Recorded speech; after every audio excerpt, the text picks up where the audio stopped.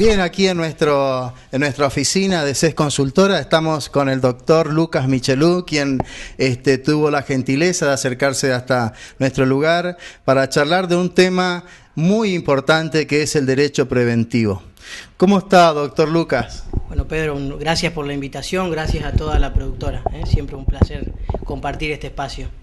El doctor Lucas Michelou gentilmente siempre comparte con nosotros diversos temas y bueno, usted ya lo habrá visto a través de todos nuestros programas compartiendo de temas interesantes y este abordaje que vamos a tener, la verdad que es algo que no solamente es para nuestro país, sino que en otros países limítrofes también está dando una repercusión extraordinaria y aún mucho más fuerte como ser el Uruguay.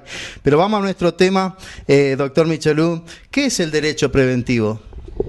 Bueno, Pedro, permitime antes de esbozar alguna definición o aproximar alguna definición, hacer, digamos, un contexto en el cual surge o se da nacimiento a esta idea de derecho preventivo, digamos, cuáles serían las razones o los fundamentos que en algún modo justifican el nacimiento, la construcción, digamos, casi artesanal o pretoriana de este concepto. Uno de los pioneros en definir lo que es nuestra era, nuestro tiempo, fue el sociólogo alemán Ulrich Beck, que es conocido por su célebre libro La sociedad del riesgo hacia una nueva modernidad. Ahí acuña una famosa frase que fue la sociedad del riesgo. Beck, en los 80 aproximadamente, hace un análisis y define a la sociedad posmoderna o el nombre que se le quiera dar, como una sociedad caracterizada por el riesgo latente y permanente de daños, de producir daños. Entonces dice, la persona se encuentra ciertamente vulnerable de manera permanente y sistemática frente a daños que lesionan su persona, los bienes en general, la naturaleza, es decir, lo que es el medio ambiente. Todo esto produce una cierta preocupación en lo que es también el derecho, en los que son los operadores del derecho, de cómo combatir este riesgo de dañosidad cada vez en aumento. Claro. Y acá se presenta en algún sentido ciertas contradicciones que nos presenta la modernidad o la posmodernidad, y es por un lado así como la ciencia y la técnica, por un lado mejoran el confort de vida, prolongan cada vez más, lo que vendría a ser la longevidad, el término normal de una persona, se mejora, las condiciones, digamos, de salubridad mejoran, se dinamizan las comunicaciones, es decir, hay un mejoramiento. Pero al mismo tiempo nos exponemos cada vez a daños más complejos, más potentes, que hacen que la persona se sienta ciertamente vulnerable. Y es así que todas las personas hoy estamos en condición o de sufrir un daño o por lo menos de causar un daño. Claro. Esto es lo que Giddens refiere a la cultura moderna como la cultura del riesgo. Claro. Frente a todo ese fenómeno, en todo ese contexto donde vivimos ciertamente con mayor ciencia y técnica, que nos da cierta comodidad y confort, encontramos al mismo tiempo un problema que es cómo morigeramos, cómo prevenimos todos esos riesgos y todos esos daños. En ese contexto surge un poco lo que es el derecho preventivo. Surge, digamos, como una antítesis a lo que es el derecho resarcitorio, es decir, claro, lo que busca ahora la tendencia moderna del derecho es anticiparse a la producción de los daños, es decir, prevenir que los daños ocurran. Y generalmente, discúlpame que sí. interrumpa, Lucas, es que generalmente vivíamos o vivimos en una sociedad de litigios, donde permanentemente se está viendo a ver cuáles son los daños y cómo puedo beneficiarme a través de esos daños, y a la vez el hecho también del abuso de los litigios. Pero tenemos que tener en cuenta esto, que si hacemos prevención, justamente ahí también donde podemos bajar el índice de siniestralidad en primer lugar y el índice de litigiosidad. Exactamente. Fíjate, Pedro, que el tema del derecho preventivo, lo que vos bien mencionabas, se plantea la problemática de los daños desde un enfoque distinto. Hay un cambio de paradigma en algún sentido. Claro. Es decir, por un lado se busca anticiparse a los problemas legales que puedan ocurrir a través de un modo fluido con los clientes, a través de un asesoramiento permanente, a través de una redacción oportuna y eficaz de un contrato, a través de un dictamen jurídico que se anticipe un eventual conflicto, de modo de evitar que llegue el conflicto, porque se parte esta base, se ve al juicio como algo que genera mayor gasto de dinero, de tiempo, de energía, y se buscan así soluciones alternativas como son la negociación, la mediación. Es decir, hay un cambio también en los operadores jurídicos de cómo gestionar desde el punto de vista legal los conflictos. Claro. Sumado a eso tenemos toda una tendencia, te decía, de prevenir los daños, donde hablamos de una jurisdicción preventiva, de jueces que estén más comprometidos y que tengan recursos jurídicos. Y el Código Argentino, el anteproyecto de unificación y reforma civil y comercial, va en esa dirección. Hay una tutela inhibitoria amplia, hay acciones preventivas, se prevé la sanción pecuniaria disuasiva, es decir, el derecho ambiental, porque esto abarca todas las áreas, claro. El derecho civil, el derecho ambiental, el derecho laboral. El derecho ambiental dice, ya no basta con que contamine y pague, lo que ahora dice es no contamine, no dañe directamente. Un poco es ahí donde se comienzan a construir esta tendencia de prevenir desde el punto de vista jurídico, cómo nosotros los operadores podemos darle una solución a nuestros clientes de manera anticipada, previendo sobre todo que no tengan conflicto en sus empresas.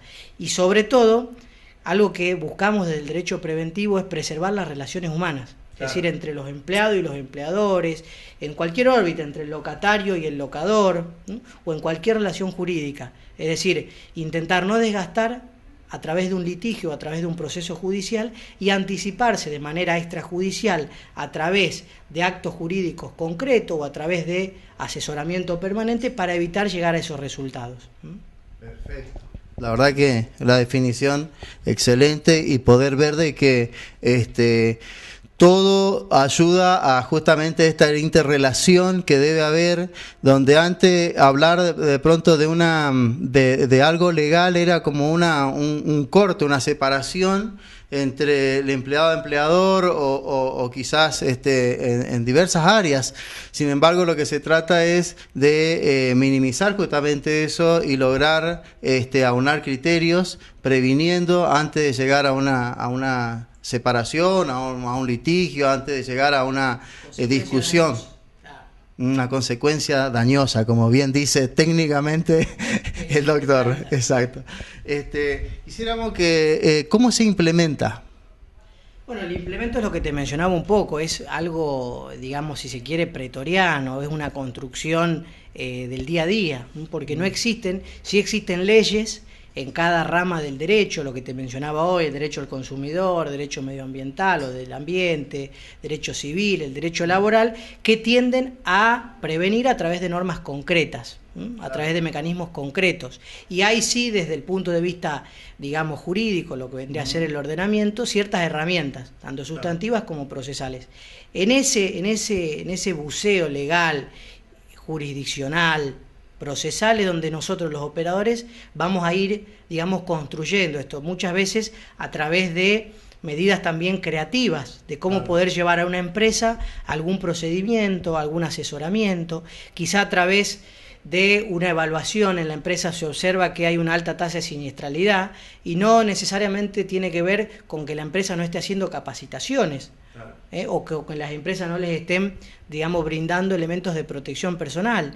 Seguramente puede ser eso, pero puede ser otros mecanismos que hay que estudiarlo y en base a eso ir identificando cuáles son, digamos, los agentes de riesgo que son potenciales de accidentes, de enfermedades o de un conflicto, y a través de eso construir. Puede armarse en una empresa un reglamento de empresa, un reglamento taller, algo interno, que tienda a ordenar un poco lo que es o la modalidad de trabajo o el horario de trabajo, y que haya así entre los trabajadores y el empleador una cierta colaboración con esta idea, siempre intentando preservar las relaciones humanas y en base a eso, digamos, encauzar cuál va a ser la estrategia preventiva que se utilice en cada lugar. Que yo creo que ese es el secreto, justamente esa interacción entre el empleado y el empleador. donde se pueda establecer y con toda tranquilidad poder acercarse y charlar y decir, miren, esto puede ser causa de algún accidente o esto puede ser causa de una problemática dentro de la empresa, dentro de la planta, dentro de las fábricas, y no esperar que suceda. También, por otro lado, el hecho de que cómo debe actuar el empleado o el trabajador que está el día a día en contacto con el peligro, con las dificultades que se van a encontrar diariamente, cómo debe actuar para realizar esa prevención. Bien, en lo que es, digamos, la prevención dentro del ámbito laboral o del derecho laboral, en este caso el trabajador que, digamos, identifica algunos agentes de riesgo, que pueden ser infinitos, digamos, en un establecimiento o en una empresa puede haber infinidad o no, de acuerdo a cada establecimiento, pero si nos ponemos a nombrar podemos mencionar muchísimos. Pero, por ejemplo, que identifique que hay decibeles que superan los 85, 90. Entonces, bueno, dice, esto es perjudicial para la salud psicofísica del trabajador. Entonces, en ese caso, lo primero que tiene que hacer cuando identifica un riesgo es denunciar o darle aviso al empleador. Lo mismo que cuando, como prevé la ley de riesgo de trabajo, cuando sufre un accidente o una enfermedad, tiene que comunicarle al empleador. Cuando advierte en su establecimiento, en su dependencia, en el lugar de trabajo, potenciales riesgos, tiene que comunicárselo. Es decir, el deber de seguridad está en cabeza del empleador, es el empleador el que debe velar por el cumplimiento de la normativa de higiene y seguridad, pero el trabajador no puede ser un espectador de este proceso y tiene que colaborar con el empleador, tiene que colaborar con la RT a la cual está afiliada el empleador. De modo que la recomendación es, en primer lugar, darle aviso al empleador. El empleador deberá tomar, digamos, medidas al respecto como para neutralizar ese riesgo, morigerarlo, es decir, mejorar esa situación, digamos, lo que vendría a llamarse como la CIMAT, las condiciones medioambientales. Si no le da una respuesta al empleador, bueno, el trabajador podrá ir directamente a la RT, inclusive puede comunicarlo a la superintendencia, o si está nucleado por algún gremio con personería gremial, con personalidad jurídica gremial, podrá canalizar también esa denuncia o esa noticia para que el gremio intervenga. Esto también agrego, en Santa Fe están funcionando los comités mixtos, entonces está funcionando muy bien, está caminando muy bien, con muy buenos resultados. La verdad que es un logro de la provincia de Santa Fe contar con estos comités. También en estos casos podrían, en los establecimientos que estén constituidos y funcionando, darle aviso a los delegados. En lugar de hablar con el gremio o en lugar de hablar con la RT o con el empleador, directamente canalizarlo por el delegado que se establezca en los comités. ¿Sabe? Otra cosa muy importante, y esto es creo que el principal desencadenante o en materia de que nos va a ayudar mucho, es la capacitación. Porque todo lo que hasta el momento hemos hablado desemboca en algo fundamental, la esencia, que es capacitar a los obreros, al operario, para que pueda justamente saber identificar los riesgos. Sí, tal cual lo decís, Pedro, la capacitación dentro de, si uno, digamos, puede elaborar o esbozar algunas herramientas preventivas, la capacitación es fundamental. Y además no porque va a brindar un servicio que tienda a mejorar la higiene y la seguridad dentro de los establecimientos, sino porque es obligación por ley. Claro. Es decir, tanto la 19.587, que es la ley de higiene y seguridad, en el artículo 208 en adelante, establece con carácter obligatorio las capacitaciones. Claro. Y lo mismo la ley, creo que en el artículo 31, la ley de riesgos de trabajo, la 24.557, también establece con carácter obligatorio las capacitaciones que tiene que hacer el empleador respecto a sus trabajadores. Digamos que la capacitación en esta instancia viene a ser una inversión necesaria, además de un deber legal que tienen los empleadores. La verdad que es un tema muy interesante, nos quedan varios ítems para poder desarrollarlo, pero bueno, nos corre el tiempo, ya nos están haciendo señas de que vamos cerrando el tema, así que muy agradecido, doctor Michelou, por compartir con nosotros este tema. Sé que es un tema para poder seguir hablando mucho más, porque tiene mucha riqueza para poder hablar, pero bueno, lo podemos llegar a hacer en otra ocasión también. No, por favor, gracias a ustedes, Pedro, por la invitación, y cuando quieran nos volvemos a encontrar. Desde ya, muchas gracias, doctor, y nosotros seguimos con más Contra la Corriente.